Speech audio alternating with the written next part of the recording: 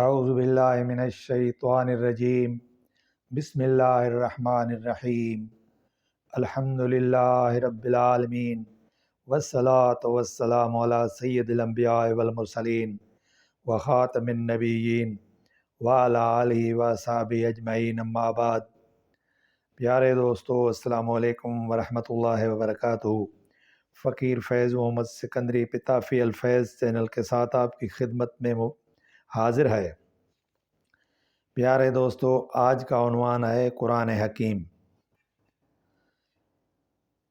یہ وہ کتاب مبارک ہے جو ہمارے آقا نامدار سیدنا محمد الرسول اللہ صلی اللہ علیہ وآلہ وسلم پر اللہ تعالیٰ کی طرف سے نازل ہوئی ہے۔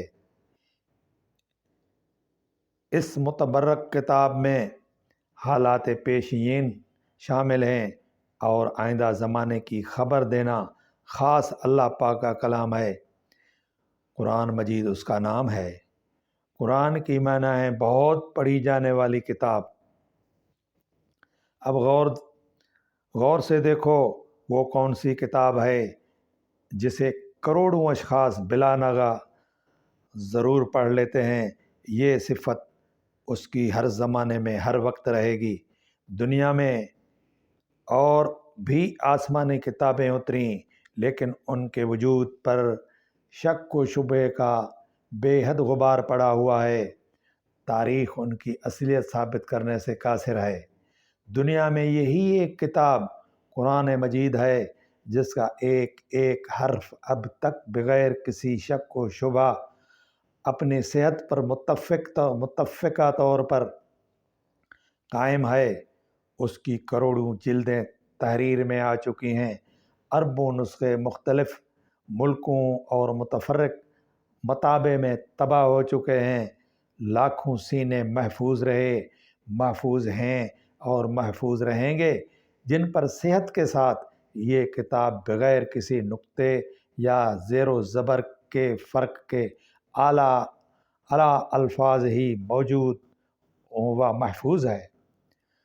حضور سرور کائنات فخر موجودات صلی اللہ تعالیٰ علیہ وآلہ وسلم بظاہر ناخواندہ تھے۔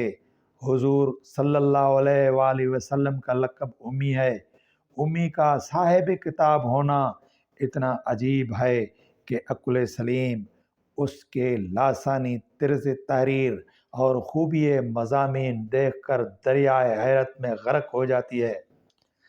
یہ کتاب زبور کی طرح مجموعہ مناجات بھی ہے اور انجیل کی طرح ذخیرہ امثال بھی، توریت کی طرح یہ گنجینہ شریعت بھی ہے اور کتب دانیال و یسع کی طرح خزینہ اخبار مستقبل بھی ہے۔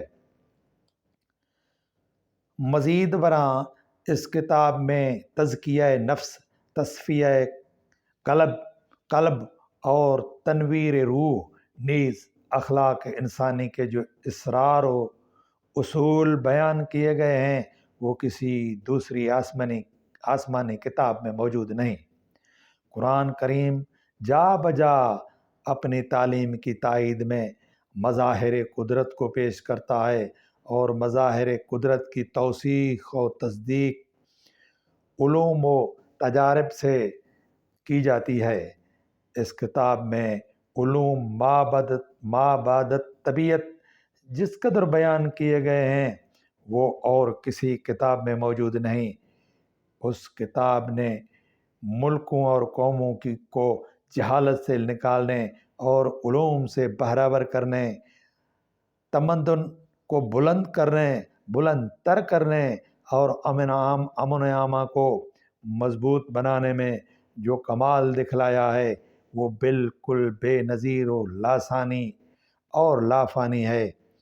اس کتاب نے جس زبردست دلائل سے اللہ تعالیٰ کی ہستی کو ثابت کیا، اللہ کی توحید و تفرید کا سبق سکھلایا، اللہ کی کبریائی و عظمت کو دلوں میں قائم کیا، اس کا اشیر نمونہ بھی کوئی دوسری کتاب واضح نہ کر سکی اور نہ کوئی اس کی ادبی خوبیوں کے مطابق ایک فقرہ بھی آج تک اس کے مقابلے میں تحریر کر سکا۔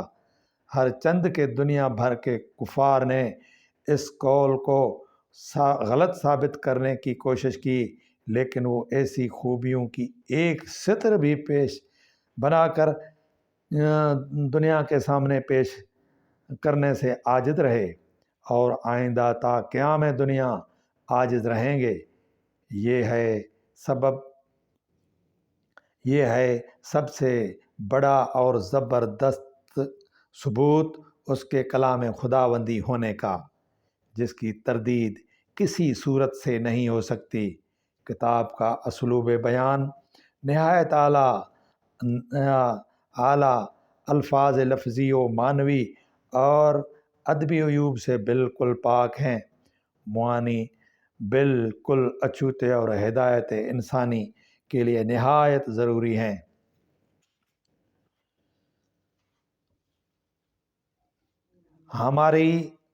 ہمارے جان و مال، ہمارے مادر و پدر، ہمارے آل و اولاد ایسے شفیق رسول کریم صلی اللہ علیہ وآلہ وسلم پر قربان ہوں، جن کے ذریعے سے ایسی پاک و مظہر العجائب کتاب ہم کو ملی ہے۔